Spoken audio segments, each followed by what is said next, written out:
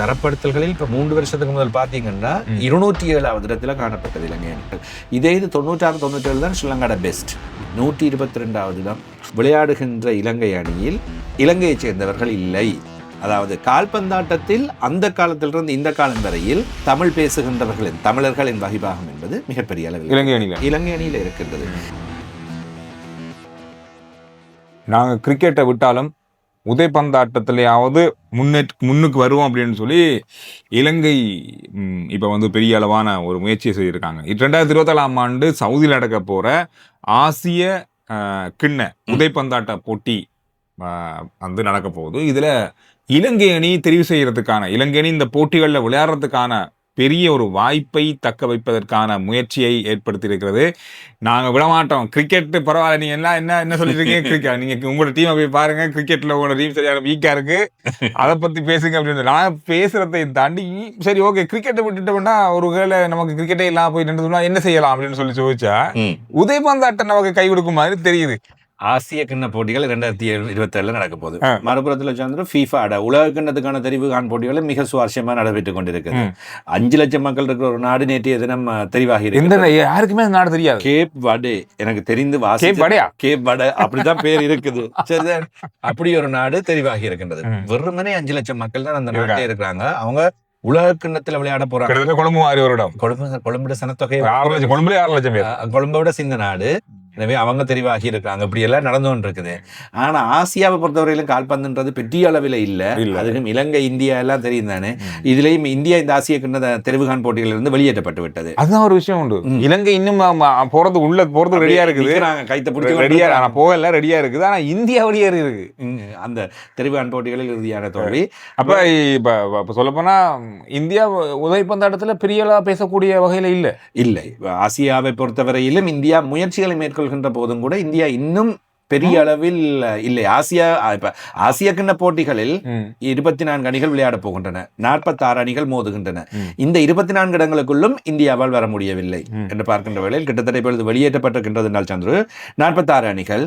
இதில் இறுதி 6 அணிகள், 18 அணிகள் தெரிவாகிவிட்டன. இறுதி 6 அணிகளை தெரிவு செய்வதற்கான இறுதிக்கட்ட தெரிவுகான் போட்டிகளில் 30 அணிகள் மோதிக்கொண்டிருக்கின்றன.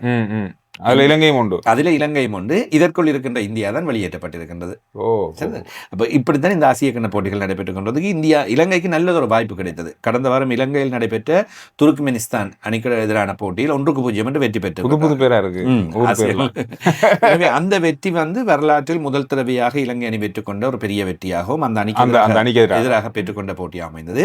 நேற்றைய தினம் அந்த நாட்டுக்கு போய் விளையாடிய வேளையில 2-0 என்று தோத்தாயிட்டு. 2-1 இலங்கை அணிக்கு 1 கோல், அவங்களுக்கு 2 கோல். இதன் காரணமாக அந்த குழுவில் இப்பொழுது முதலாவது இடத்தினை பெற்றிருக்கின்றது அந்த அணி துர்க்மெனிஸ்தான். இலங்கை அணி 3வது இடத்தில் காணப்படுகின்றது. இலங்கை அணிக்கு இன்னும் 2 போட்டிகள் இருக்கின்றன. துர்க்மெனிஸ்தானுக்கு 2 போட்டிகள் இருக்கின்றன. தாய்லாந்து 2வது இடத்தில் காணப்படுகின்ற இன்னும் ஒரு அணி. எனவே இந்த அணிகளை முந்த வேண்டும். 2 நடைபெற போகின்ற போட்டிகள் தாய்லாந்து, சைனீஸ் தாய்பே வெளியேற்றப்பட்டிருக்கின்றது. இந்த 2 அணிகளுக்கும் எதிராகத்தான் இலங்கைக்கு போட்டி இருக்கின்றது. இந்த 2 போட்டிகளையும் வெற்றி பெற்று துருக்மெனிஸ்தான் ஒரு போட்டியில்லாத சமநிலை முடிவென்றை பெற்றுக் கொள்ளுமாக இருந்தால் இலங்கை அணி உள்ளே. துருக்மெனிஸ்தான் இலங்கைக்கான போட்டி தான் இருக்கின்றது. தாய்லாந்து மற்றும் சைனீஸ் தாய்பே ஆகிய நாடுகளை வெற்றி பெறக்கூடிய வாய்ப்புகள் இலங்கை இருக்கின்றது. எனவே இப்படியான ஒரு வாய்ப்பு இருக்கு உள்ள போறது. ஒரு 100% சொல்ல முடியாது, 100% சொல்ல முடியாது, வாய்ப்பு இருக்கின்றதா சந்தோஷம். ஆனா போகாட்டி பரவாயில்லை. நம்ம மகள் கிரிக்கெட்லயும் அப்படிதான் இருப்பாங்க, ஃபுட்பால்லயும் அப்படிதான் இருப்பாங்கன்னு நினைக்கிறேன். வெல்லக்கூடிய போட்டியை வெல்ல மாட்டாங்க, கஷ்டமான வெல்லவே மாட்டாங்கன்னு சொல்லி டிவி ஓபன் பண்ணி போட்டு இருந்து அடுத்த நாள் எழுதி பார்க்கும்போது பண்ணிருப்பாங்க. எப்படி மேஜிக் நடந்த மாதிரி இருக்கும், அந்த மாதிரி ஏதாவது சம்பவம் நடந்ததான்.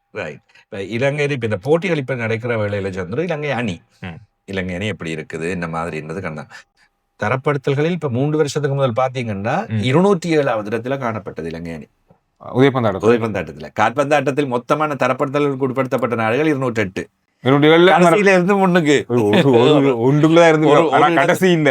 கடைசி இல்லை என்ற நிலைமையில இருந்தது. இப்ப 197வது இடத்துக்கு முன்னோக்கி 10 இடங்கள் முன்னோக்கி வந்திருக்கிறார்கள். இதே இது 96 97 தான் ஸ்ரீலங்காட பெஸ்ட். 122வது இடம் இருந்திருக்காங்க. இதுதான் பெஸ்ட். அந்த காலத்துல கிரிக்கெட்டும் பெரிய அளவு வளர்ந்துருக்கு, ஃபுட்பாலும் வளர்ந்துருக்கு. இலங்கையில் 96ஆம் ஆண்டு கிரிக்கெட் வளர்ச்சி, அதுக்கு பிறகுதான கிரிக்கெட்டை நாங்கள் உச்சகட்டம் கொண்டு ஆரம்ப காலங்கள் இலங்கை ஃபுட்பால் தான். சவுத் ஏசியன் சாம்பியன்ஷிப், ஏராளமான போட்டிகளை வெற்றி பெற்றுக் கொள்ளக்கூடிய ஒரு நல்ல அணியாக இருந்தது. அப்படியே விழுந்து விழுந்து விழுந்து விழுந்து கடைசிக்கு போய் இப்பி திரும்ப மெதுவாக எழும்புறாங்க. இதுல முக்கியமான விஷயம், இது 2 பக்கமா பார்க்கப்படுற விஷயம் ஒன்று இருக்குது, விமர்சனங்களுக்கு உட்படுத்தப்பட்ட விஷயம். விளையாடுகின்ற இலங்கை அணியில் இலங்கையைச் சேர்ந்தவர்கள் இல்லை, இலங்கையை சேர்ந்தவர்கள் இல்லை, அப்படி ஒரு விமர்சனம் முன்வைக்கப்படும். எப்படியே சொல்லுங்க? அதாவது இலங்கையில பிறந்து வெளிநாட்டுல வாழ்ந்து திரும்ப வந்து விளையாடுறாங்க அப்படியா?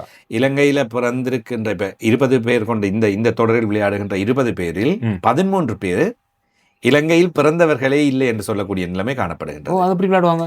அதாவது அவர்களுடைய அப்பா அல்லது அம்மா இலங்கையை சேர்ந்தவர்கள், வெளிநாட்டுல தான் பிறந்திருப்பாங்க, அல்லது இவங்க வெளிநாட்டுக்கு போய் வெளிநாட்டுல வளர்ந்திருக்கிறாங்க. அப்படியாக இருந்தால் விளையாட முடியும். இதை நான் ஆராய்ச்சி செய்த வேளையில இங்க இருக்கவங்க நிறைய பேர் ஃபுட்பால் விளையாடுறதுக்கு ஆர்வமா இருக்காங்களே, அதன் அவர்களுக்கான வாய்ப்பு இல்லாமல் போகின்றது, இப்படியானவர்கள் வருகின்றது என்கின்ற ஒரு குற்றச்சாட்டு ஒரு பக்கம் இருக்கின்றது. இதற்கான காரணம் என்ன, இதற்கான விஷயங்கள் என்ன என்று தேடுகின்ற வேளையில் உள்ளூர் போட்டிகள் நடத்தப்படுவது குறைவு. இலங்கையில் உள்ளூர் போட்டிகள் நடத்தினால்தான், நிறைய வாய்ப்புகள் இருந்தால், நிறைய போட்டிகள், நிறைய மேட்சஸ் விளையாடினா தான் இந்த பிளேயர்ஸுக்கு வந்து இலங்கையில் உருவாக முடியும். முந்தி நிறைய ஃபுட்பால் மேட்சஸ் நடக்கும். இப்போ அந்த ஃபுட்பால் மேட்சஸ் லோக்கலாக இல்லை, சர்வதேச தரத்துக்கு இலங்கை அணியை தெரிவு செய்து கொண்டு போகக்கூடிய நிலைமையில் இல்லை. கால்பந்தாட்ட தங்கம் தடை செய்யப்பட்டிருந்தது, பல வீழ்ச்சிகள், பல ஊழல் குற்றச்சாட்டுகள், முகாமைத்துவத்திற்குள் மோதல்கள், இப்படியெல்லாம் இருந்து கடந்த ஒரு வருடம் கொஞ்சம் ஒரு சுமூகமாக ஒரு முயற்சியில் இந்த நடவடிக்கைகளில் ஈடுபட்டிருக்கின்றார்கள். இதில் விளையாடுகின்ற இந்த வெளிநாட்டு வீரர்கள் என்று பார்க்கின்ற வேளையில் இவர்கள் இன்னொரு விஷயத்தையும் பார்க்கின்ற வேளையில் கால்பந்தாட்டத்தில் இது ஒன்றும் புதிய விஷயம் இல்லை. சர்வதேச அரங்கில் வெளிநாடுகளில் பிறந்தவங்க, அதாவது அம்மா அப்பா அந்த நாடு, ஆனால் அவங்க வெளிநாட்டில் பிறந்தாலும் அந்த அணிக்காக வெளிநாட்டில் பிறந்தவர்களையே கூட சில நாடுகள் எடுத்து அவர்களுக்கு பிரஜா உரிமையை வழங்கி, இப்ப பிரான்ஸை எடுத்துக்கொண்டால் நான் நினைக்கின்ற 4-5 ஆப்பிரிக்க வீரர்கள் விளையாடுறார்கள். அப்படி சில நாடுகள், பல நாடுகள் அவர்களுக்கான சிட்டிசன்ஷிப் அங்கே வழங்கப்பட்டு அவர்கள் அந்தந்த நாடுகளில் விளையாடக்கூடிய வாய்ப்புகளை ஏற்படுத்தி கொடுப்பார்கள். இதுதான் வளமையாக இருக்கும். இதில் முக்கியமான விஷயம் என்னென்றால், இலங்கை கால்பந்தில் தமிழ் வீரர்களும் தமிழ் பேசுகின்ற வீரர்களும் கிட்டத்தட்ட பாதி அளவில் இருக்கின்றார்கள். ஏன்னா வெளிநாட்டுக்கு போனவங்க நமக்கு நிறைய பேர் இருக்காங்க, நம் நாட்டிலையும் இருக்கிறாங்க, அதே மாதிரி இலங்கையிலும் இருந்தும் இருக்கின்றாங்க. அதாவது கால்பந்தாட்டத்தில் அந்த காலத்திலிருந்து இந்த காலம் வரையில் கிட்டத்தட்ட தமிழ் பேசுகின்றவர்களின் தமிழர்களின் வகிபாகம் என்பது மிகப்பெரிய அளவில் இலங்கை அணியில இருக்கின்றது. எப்போது பார்த்தாலும் தமிழ் வீரர்கள் விளையாடுவார்கள். பொதுவாக மன்னர், திருகோணமலை போன்ற இடங்கள் ஆதிக்கம் செலுத்தி இருந்தன. கடந்த காலங்களில் போர்க்காலங்களில் யாழ்ப்பாணத்திலிருந்து கொழும்புக்கான போக்குவரத்து பிரச்சனைகள் யாழ்ப்பாணத்து வீரர்கள் குறைவு. இப்பொழுது நாங்கள் இந்த வெளிநாட்டு வீரர்கள் பற்றி தானே கதைக்கின்றோம். அதில் பார்க்கின்ற வேளையில் முக்கியமானவராக பேசப்படுகின்றவர் ஜேசன் தயாபரன். இவர் தமிழர், ஜெர்மனியில் பிறந்திருக்கின்றார். இவருடைய அம்மா ஜெர்மன், அப்பா ஸ்ரீலங்கா. அதனால அவருக்கு ஒரு வாய்ப்பு கிடைத்தது. ஒலிவர் கிளாட் என்ற இன்னும் ஒருவர், இவர் ஆஸ்திரேலியாவில் பிறந்திருக்கின்றார். ஸ்ரீலங்காவின் தகப்பன், ஸ்பெயின் தாய். ஜாக் ஹிங்கர்ட் இங்கிலாந்தில் பிறந்திருக்கின்றார். ஸ்ரீலங்கா அப்பா அம்மா இருவருமே இலங்கையர்கள். அனுஜன் ராஜேந்திரம் நோர்வேயில் பிறந்திருக்கின்றார். இலங்கை அப்பா அம்மா. பேர்களை பார்க்கின்ற வகையில் உங்களுக்கு தெரியும் எந்த இடத்தை சேர்ந்தவர்கள், எந்த இனம் என்பதை உங்களுக்கு கண்டுபிடிக்கக்கூடியதாக இருக்கும். ஸ்டீவன் சக்கரவர்த்தி, இவர் பிரான்சில் பிறந்திருக்கின்றார். இலங்கையின் அப்பா அம்மா அப்பா இந்தியாவை சேர்ந்தவர். அதே போன்று கிளவுடியா கம்ரெடிச், இவர் ஜெர்மனியில் பிறந்திருக்கின்றார்.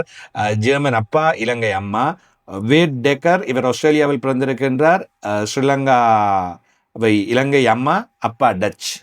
அதே போன்று சாம் டுரண்ட், இவர் இங்கிலாந்தில் பிறந்திருக்கின்றார். அப்பா இங்கிலாந்தவர், அம்மா இலங்கையர்.